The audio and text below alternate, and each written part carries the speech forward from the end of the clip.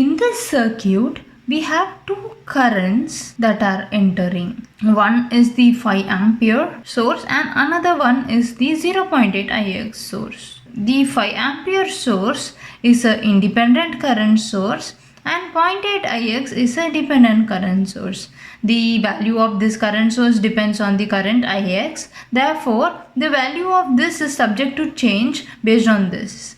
And also in this problem, we do not have the resistances values in ohm. We have the resistances values mentioned in Siemens. 10 millisiemens is 1 divided by 10 into 10 to the power minus 3 ohm. 10 millisiemens is 0.1 kilo ohm and 40 millisiemens is 25 ohm. Okay, let me just put it in terms of ohm itself. This is 100 ohm and this is 25 ohm. In this circuit, we have 5 ampere. Parallel to it, we have this 10 millisiemens resistor. 40 millisiemens is also connected between the same pair of nodes. If you imagine a current that is being passed, this current, it is entering here and then moving to this node. Another parallel path of current travels between these two nodes, this node and this node. In the 40 millisiemens case, this is just a short circuit, meaning that whatever current is coming here will be passed here. So these both are equivalent nodes, meaning that potential at this node is same as the potential at this node. So we can say that the 5 ampere source, 10 millisiemens, 40 millisiemens are parallel. Similarly, the 0.8 Ix source is also connected between these two pair of nodes or these two pair of nodes. Since this and this node is same, we can replace the circuit as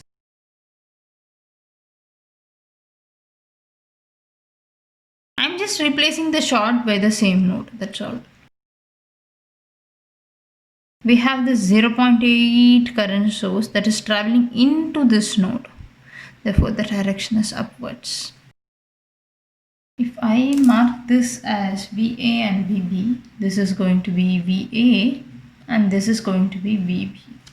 In B, I have this node which is connected to 25 ohm or 40 millisiemens. And to this B, I have the current source 0.8 entering. So this node is B node or the voltage that is present is VB. This is the A node or the voltage is VA. And we have the current Ix that is entering into the A node. And the value of Ix will affect the value of this dependent current source. Our aim in this circuit is to find the power absorbed by each of the circuit element. To find the power absorbed by each of the circuit element, we need to find the current that is passing through them and also the voltage across them. Since all these elements are in the same parallel loop, the voltage across this is same as the voltage across this, which is same as the voltage across this, same as the voltage across this. Therefore, all the elements have the same potential difference. This is Ix and this is Ia. By KVL, 5 ampere is entering into this B node. So 5 is considered in the positive direction. Entering currents will be considered as positive and leaving current are considered as negative. By KVL, the sum of entering currents is same as the sum of leaving currents. 5 ampere is entering, Ia is leaving, so it is minus Ia, Ix is leaving, so it is minus Ix. And 0.8 Ix is entering this, therefore it is plus 0.8 Ix equal to 0.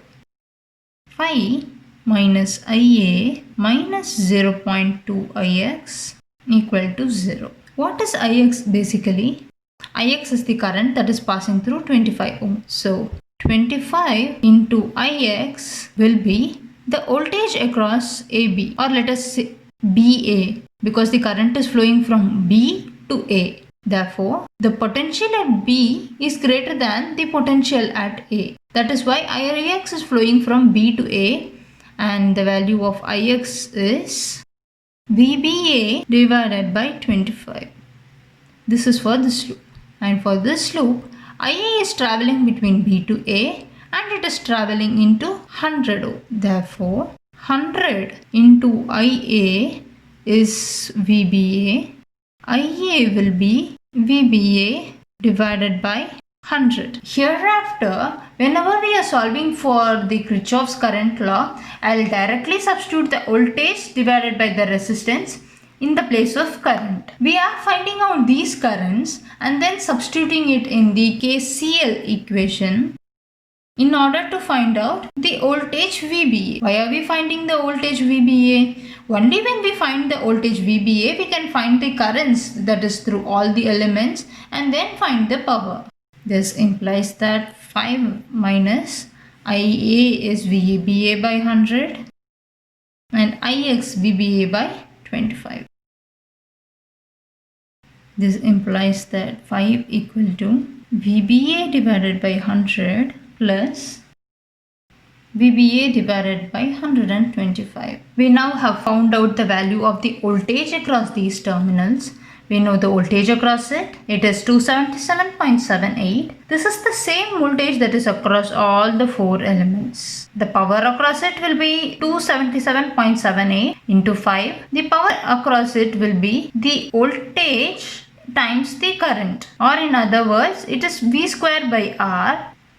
I have drawn the circuit in this fashion for better understanding. All these guys are in parallel between the same set of nodes. So we have a 5 ampere current source which is parallel to the 2 resistance, and we also have another 0.8 Ix source.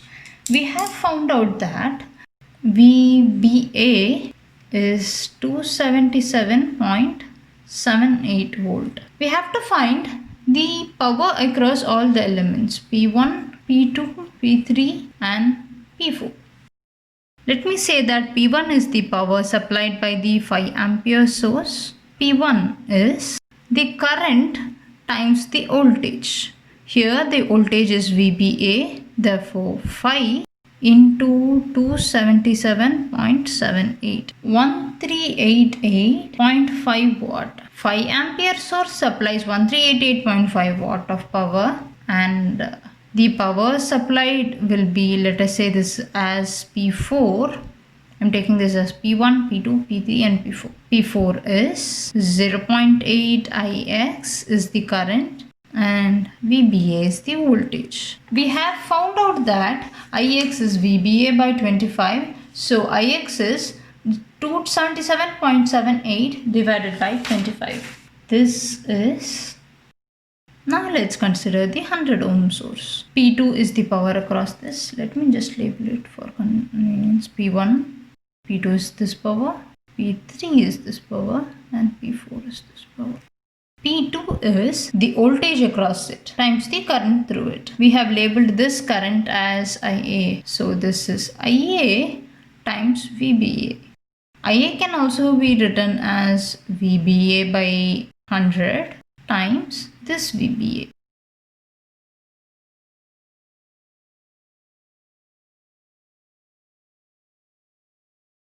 The power that is absorbed by 25 ohm will be Ix into VBA. In a similar fashion, this is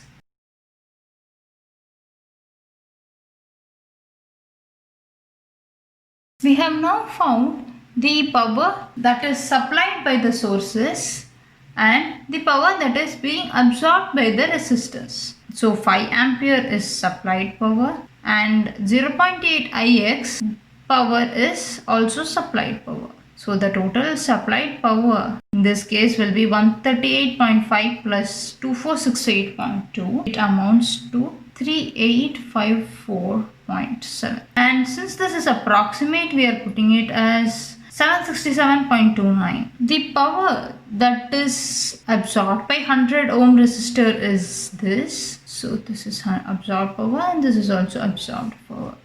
So the total absorbed power amounts to 3854.9 watt. Therefore, in our case, the total supplied power is same as the total absorbed power. In this problem, we have found out the power absorbed by each of the 4 elements. This was the circuit that was given to us initially. we were asked to find the power across all the 4 elements. We have redrawn the circuit in this fashion, considering that this and this node are at the same potential, so we replace them by one single node. This node is shared by all the 4 elements. We applied KCL and found out the equation of the circuit. In this equation, we will have the current terms IA and IX unknown. We replace them by voltage divided by resistance. IA, it is VBA divided by 100, and for IX it is VBA divided by 25. On solving them, we found the value of the voltage across all these elements. With the help of VBA, we found out the power that is being supplied and absorbed by all these elements. In our case, the 5 ampere and the 0.8 IX source supplies power.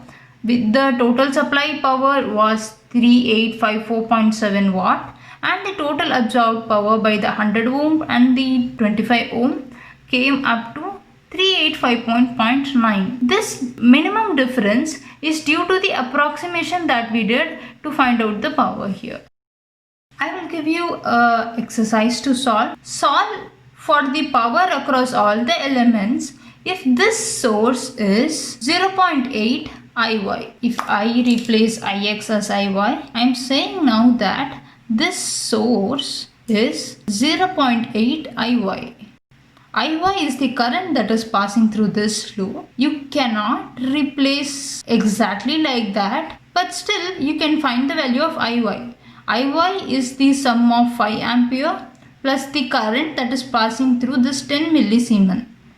Therefore, you can find out the IY by using KVL and then find out the power that is being supplied and absorbed by all these elements. In the next week's video, I will solve for this same case.